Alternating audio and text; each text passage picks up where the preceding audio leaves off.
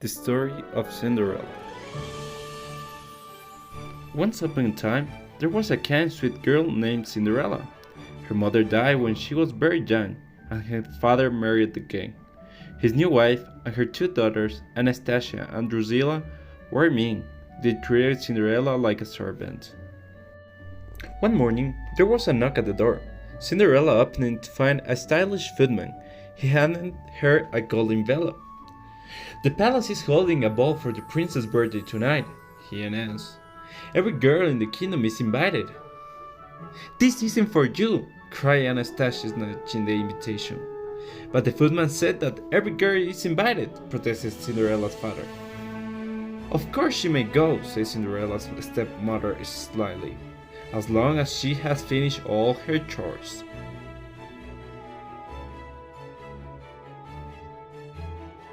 But no matter how hard Cinderella worked, her list of jobs just kept growing. Her stepsisters and stepmother made sure of that. "Iron my dress, brush my hair, polish my nails, fetch my necklace." "Oh dear," giggled the stepsisters when the coach arrived to take them to the palace. "Aren't you ready yet?" And they flounced out in the pretty dresses, laughing unkindly. Ha ha ha ha. Poor Cinderella sat by the fireside. "I wish I could wear a pretty dress and meet the prince," she sighed.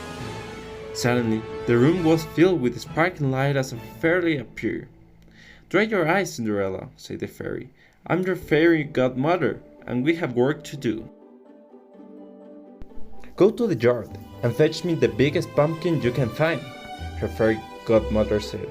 Swoosh! With a wave of her wand, Cinderella's fairy godmother transformed the pumpkin into a beautiful coach. Next, the fairy godmother rounded up 4 white mice and a rat. Swoosh! 4 gleaming white horses and a stylish coachman appeared. "Now for you," said the fairy godmother. Swoosh! Cinderella's plain dress was transformed into waves of soft silk, and on her feet appeared 2 glass slippers. "Now remember," said the fairy godmother, "my magic won't last. At midnight, on the final stroke of 12, everything you see before you will disappear." When Cinderella entered the ballroom, the guests couldn't take their eyes off her, and neither could the prince. He rushed over and asked her to dance. Anastasia and Drusilla watched grimly from the side. Suddenly, the palace clock began to strike. Bong, bong. Cinderella remembered her fairy godmother's warning. The magic was about to end. "I'm sorry," she cried. "I have to go." The prince chased after her, but he was too late. All that remained was Cinderella's glass slipper. The next day, the prince set out to find the beautiful girl from the ball.